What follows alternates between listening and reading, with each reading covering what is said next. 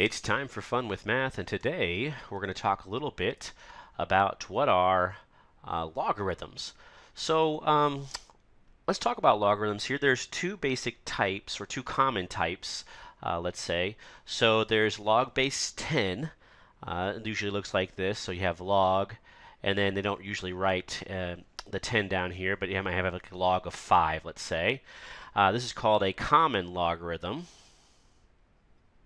So there's the common logarithm, which is really base 10. And then we also have what's called the natural logarithm.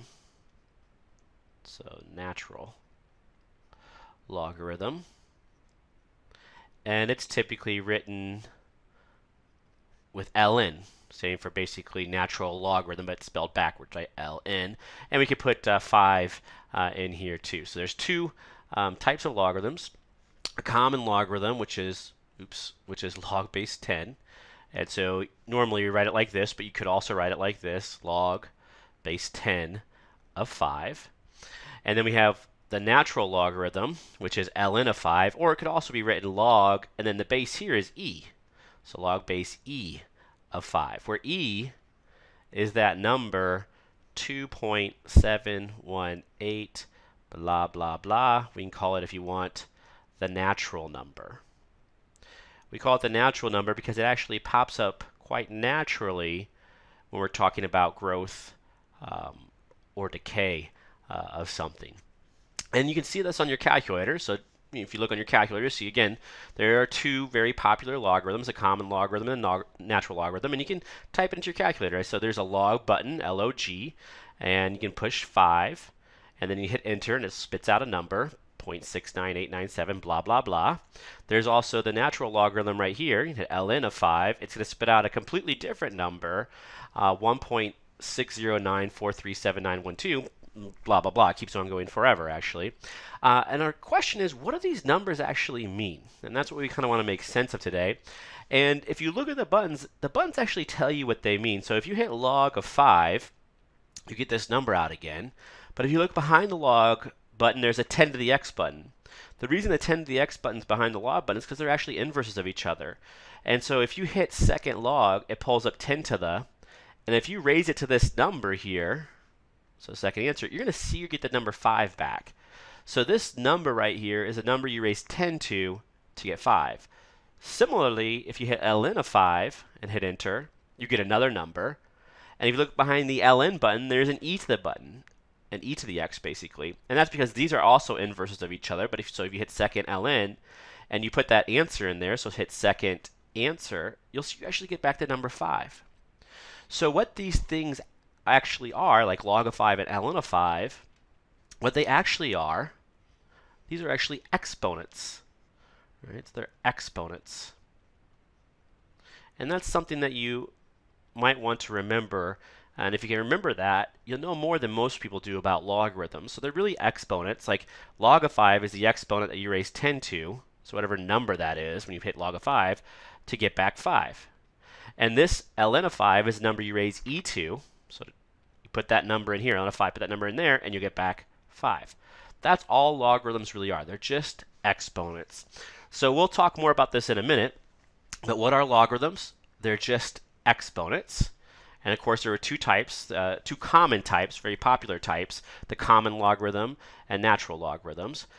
We want to start working with logarithms, and we're going to start with the calculator. So take out your calculator, and let's just answer some questions.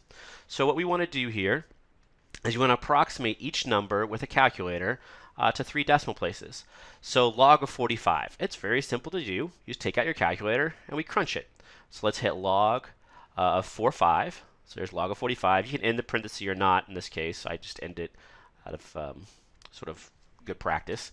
And so you get this number right here. So 1.653, since it's a 2, you just drop it off. And so I'll write down my answer here to be approximately 1.653 for that answer. Those are wavy lines there. So approximately that. And then I can write down my next one, ln of 13. So just hit ln of 13. So it's just learning how to use your calculator to find logarithms for the common logarithm versus the natural logarithm.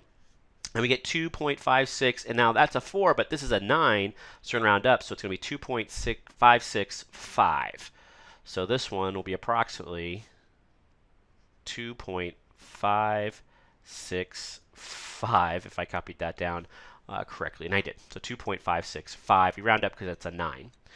And then we get to the third question, which is kind of funny. It's a log base 2 of 5, and now we have a problem because you don't see a log button on here, base 2. So it turns out that you can do logs of any base.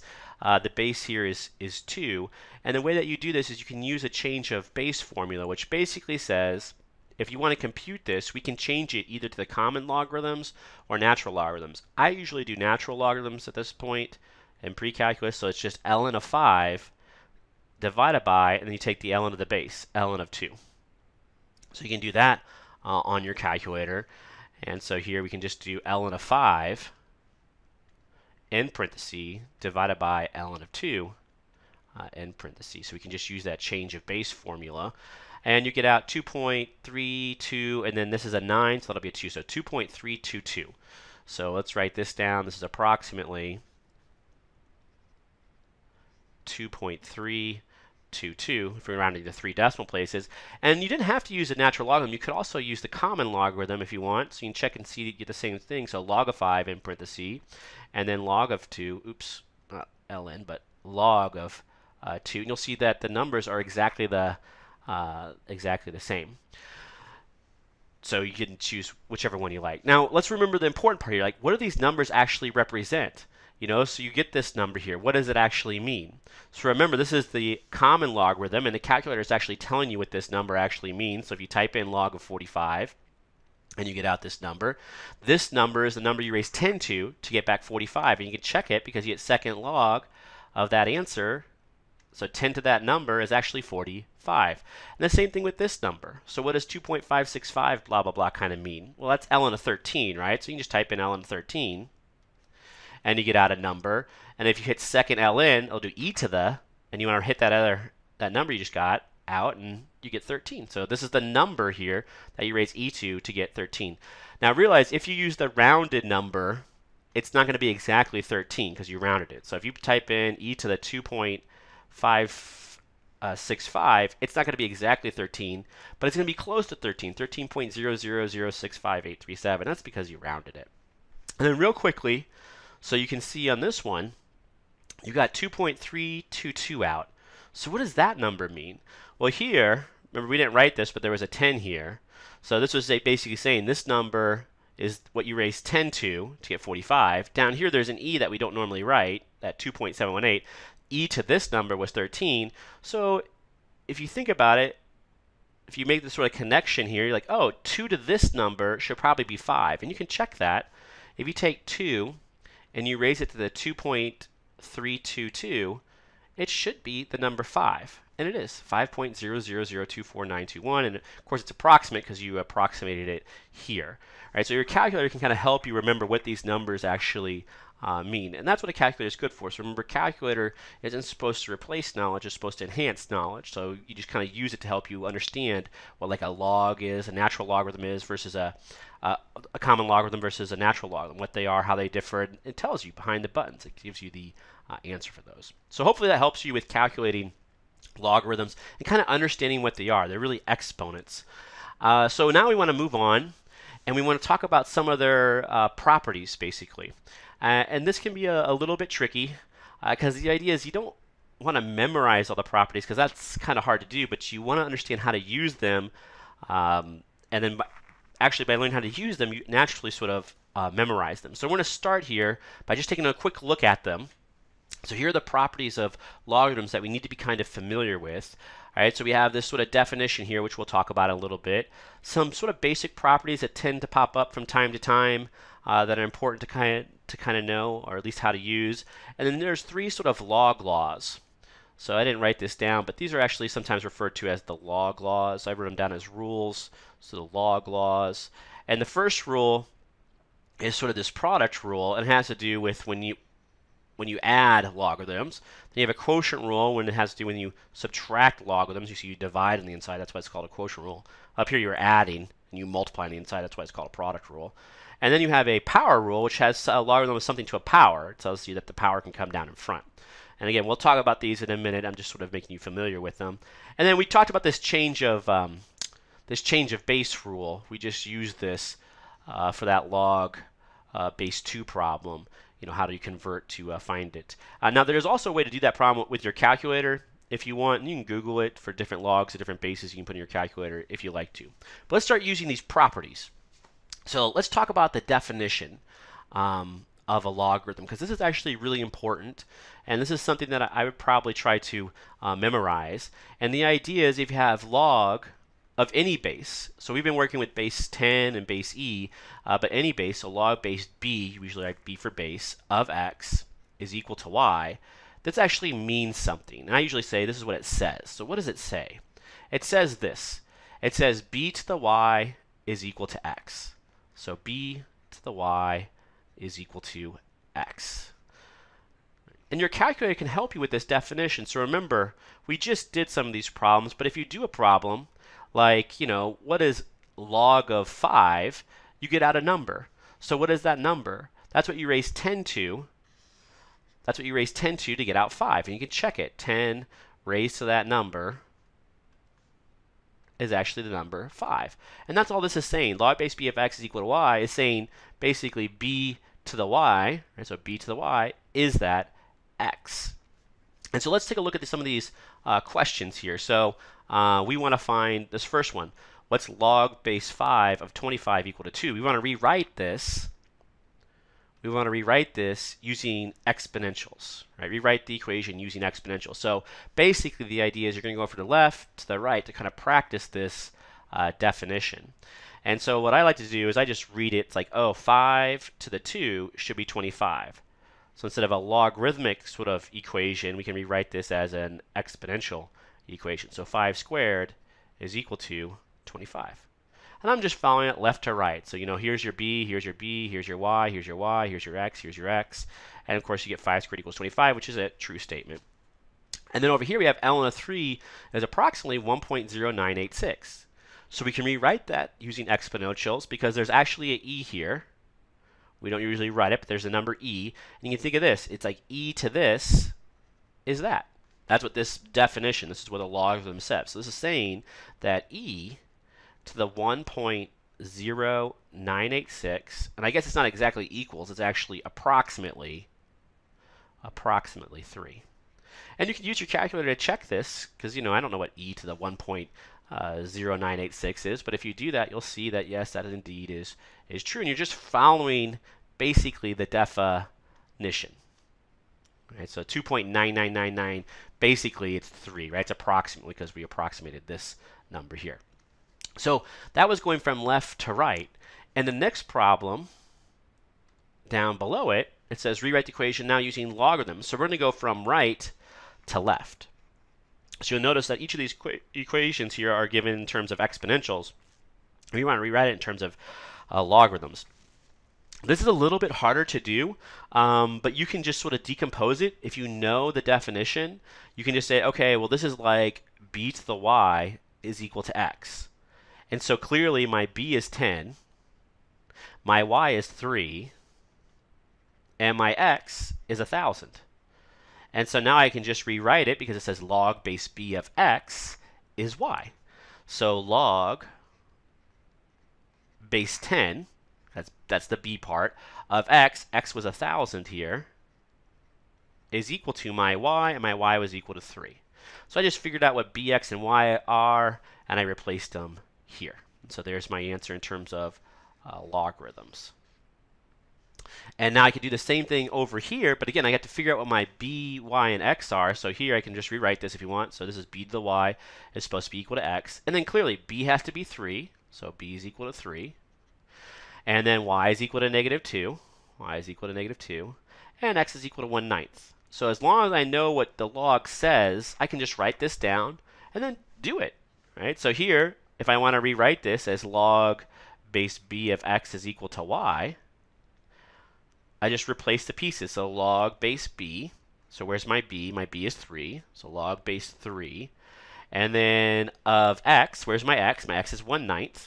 Oh, that's a terrible 3. Let's change that get 3 a little bit better. There's 3. And then my x was 1/9, so of 1/9 is equal to my y, which is -2. So equals -2. The idea behind these problems is to have you practice this sort of definition. So each time you do one of these problems, it would probably be helpful if you just wrote down this definition every single time and just did what it says.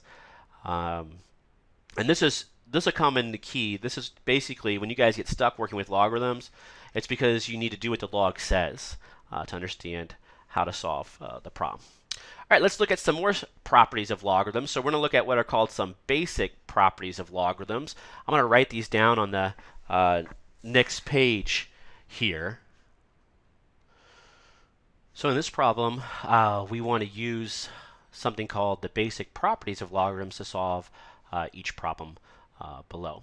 And so let's talk about some of the basic properties of logarithms. There's basically 4 of them, and the first 2 are you'll learn naturally because you'll use them so much. So one says if you have the log base b of 1, this is always equal to 0. And that's kind of obvious because remember what logarithms actually are, right? This is the exponent. This is the exponent. This is the number you raise b to get 1. So of course b to the 0 is equal to 1. So log base b of 1 is always equal to 0. The second one, let's think about this one, what it's asking. So log base b of b is equal to something. So again, remember a logarithm is an exponent. So this is an exponent. It's the number you raise b to get b. Right? So that's just the number 1. Because b to the 1, of course, is b. Right? B to the 1, of course, is b. So these you guys are probably going to pick up naturally as we sort of do these problems. The ones that you need to practice have to do with how exponentials and logarithms are actually related. They're actually inverses of each other. So this is important, and we'll talk more about this when we start talking about functions, so each other. Right? And you can see that with the calculator. I mean, the calculator, if you notice, sort of organizes information in a logical way. So, here you have ln, and then behind it you have e to the. Here you have log, and here you have 10 to the. That's because they're inverses of each other. When we talk about trigonometric functions, you'll see that behind sine, there's sine inverse. That's the inverse of sine. And cosine, there's cosine inverse. And tan, there's tan inverse. So it makes sense. If you have a function, where do you put its inverse as a button? Right behind that button. All right, so let's write down the actual rules, though. So the actual rules look like this. And so what we have here is log base b of b to the anything, so to the x, is the anything. And then the second one is b to the log base b of the anything, in this case x, is equal to x. And if you think about this, it's kind of a simple idea. Remember, exponentials and logarithms are inverses of each other. So here, you have an exponential function, and you take the log of it, so it just undoes what it did to x and returns the starting value. So if you start at x, you take b to that, and take log b of base b of it, you get back where you started. In the same way, right here, you have log base b of x, so you have x, you apply the log base b to it, but then you do b to that, so it undoes the log base b and returns you to x. I have little sayings for this that I like to remember. The idea is I kind of say it and then I do it. So the idea is it's sort of like log base b of b to the anything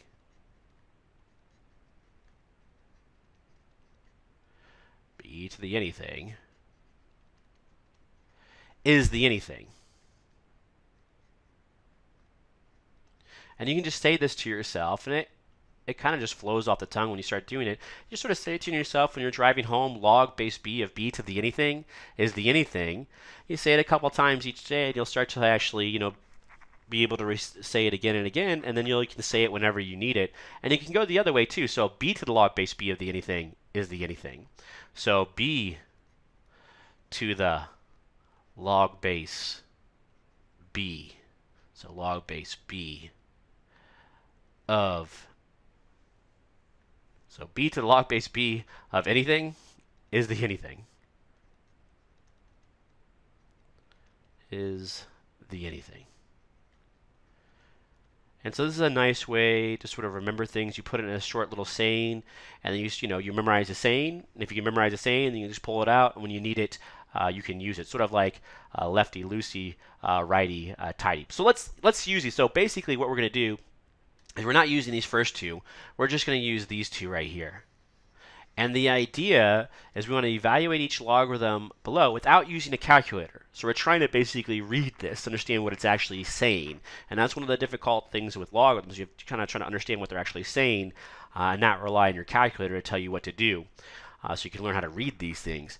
So this is really log, and we don't write this, but it's really log base 10 of 10 squared. So it's really log base b of b to the anything is the anything. So it's 2. This one here, ln, which is really log base e of e to the negative 1. Right? So remember, log base e of e to the anything is the anything. So the anything's negative 1.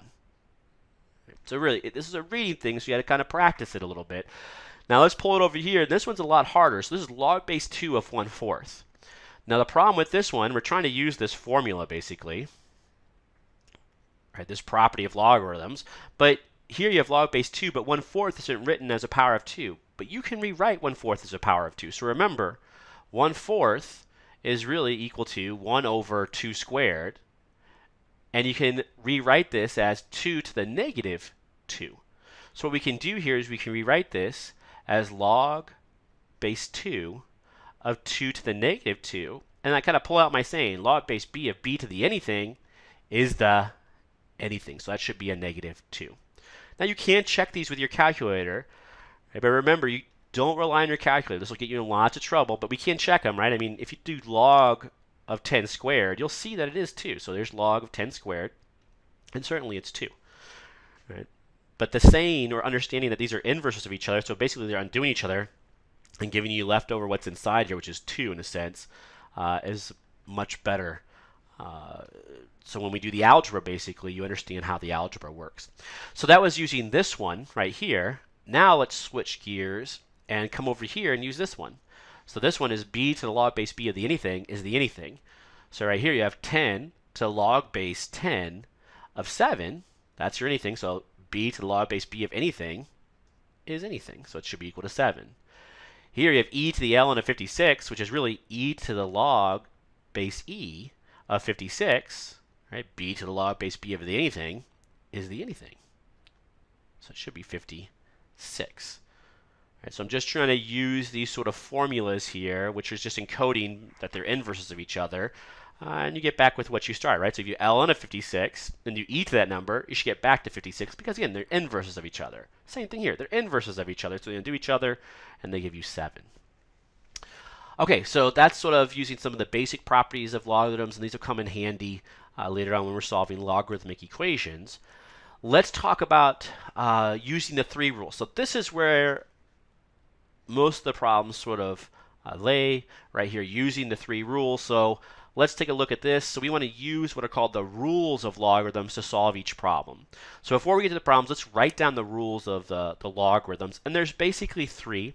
There's a product rule. I'm going to just number these so we don't have to write down the product rule each time. So there's the product rule, which says this. It says if you have log base b of m plus log base b of some other number, n, let's say, or expression, that's always going to be equal to log base b, and inside you're going to multiply m times n.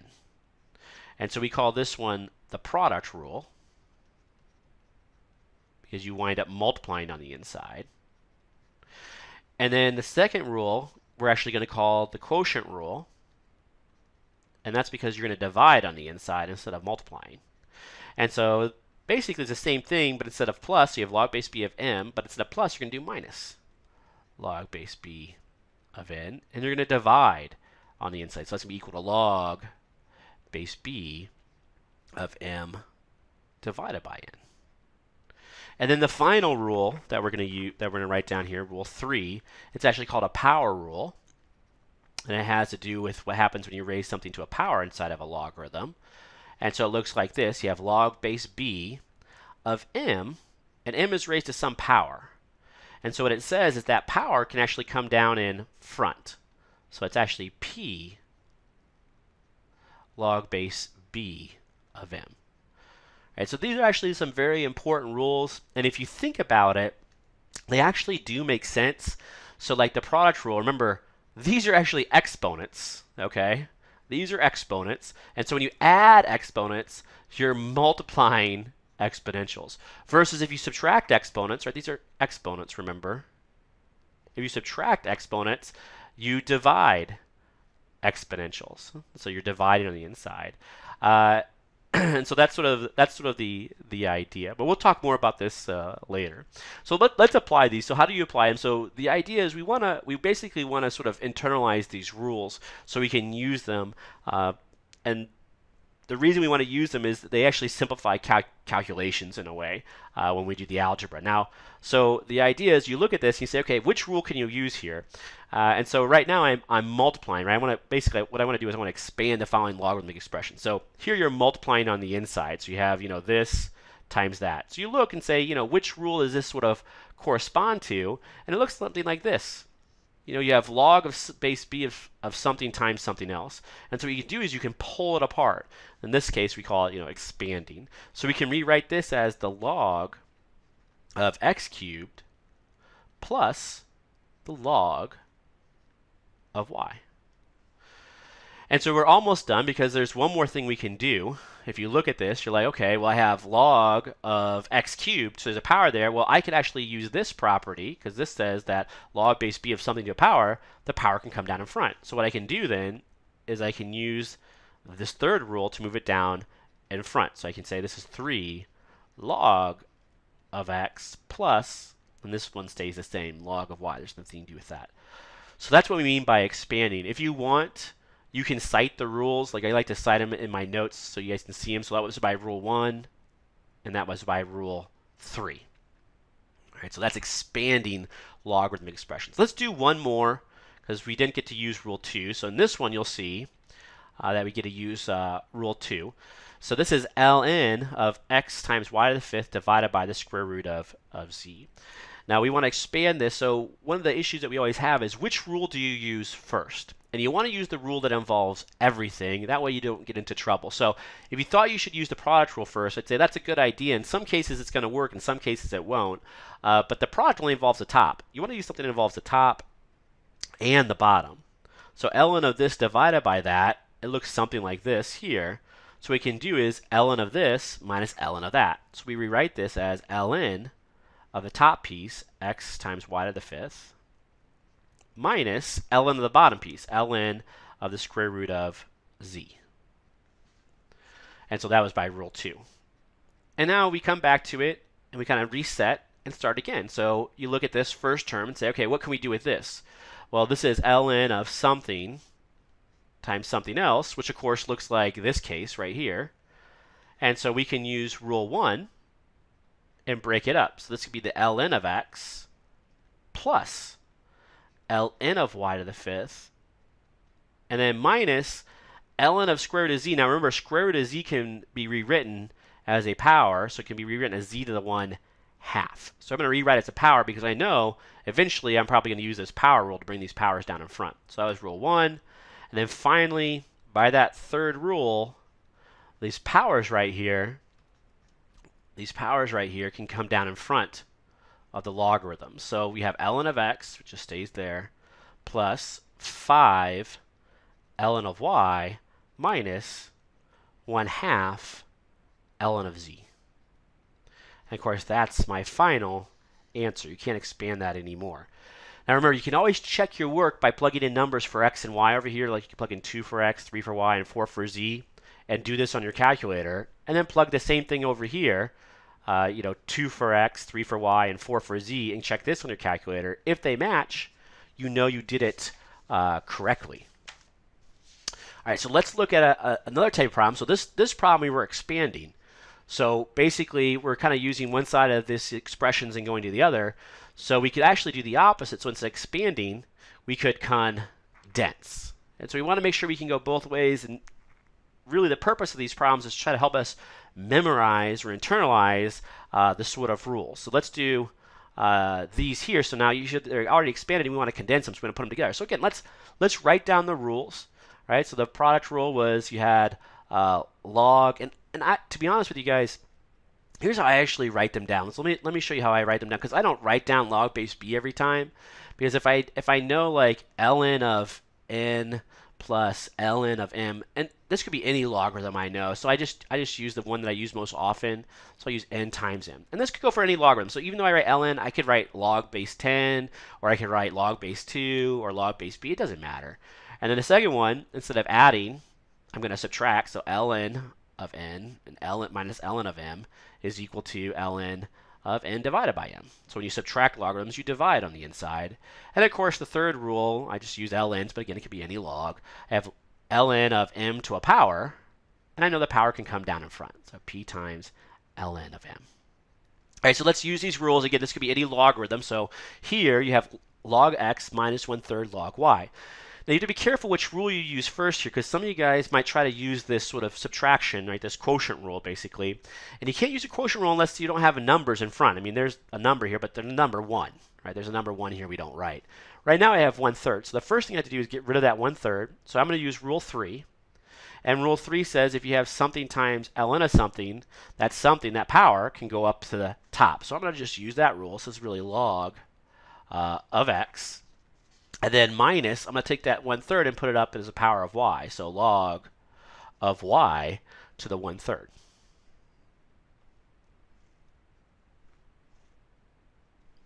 And then now what I can do is now I can use this rule 2, because I have log of something minus log of something else. So when you subtract logarithms, this rule 2 tells me you divide on the inside.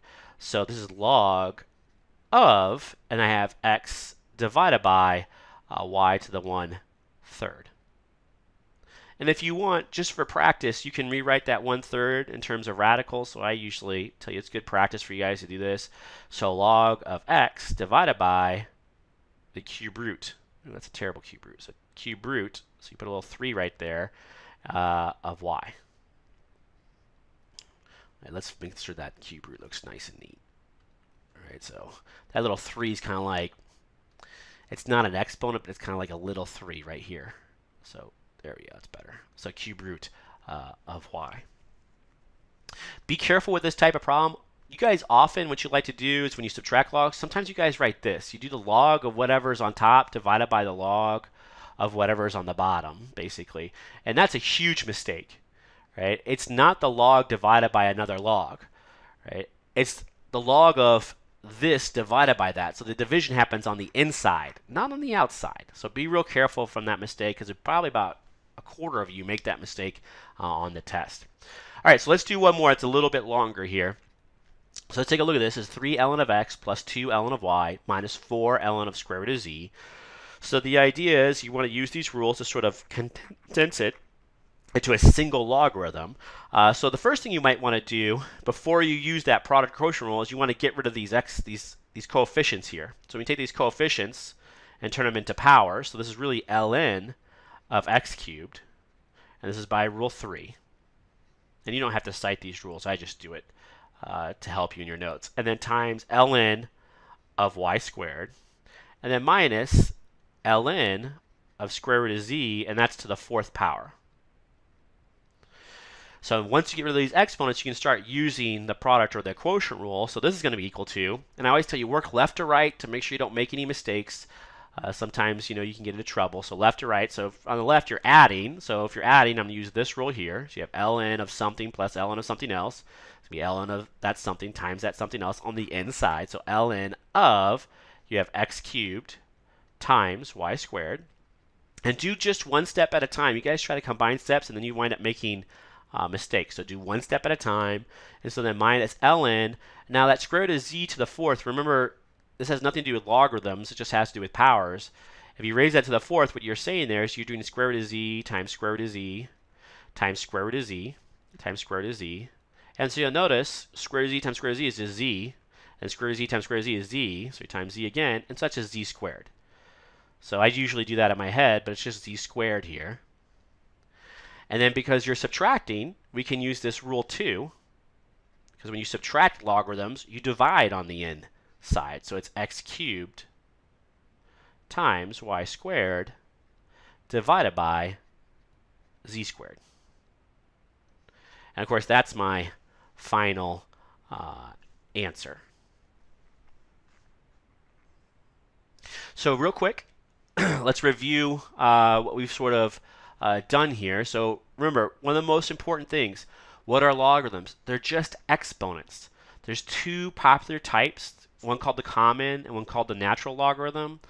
There are buttons on your calculator for these. You should be able to work with logarithms using your calculator and those properties of logarithms. Probably some of the most important stuff is with this definition, what a logarithm says, and then using those three rules we just got done doing. In the next video, we'll talk about using these rules sort of to solve logarithmic equations. So using the properties to solve logarithmic equations.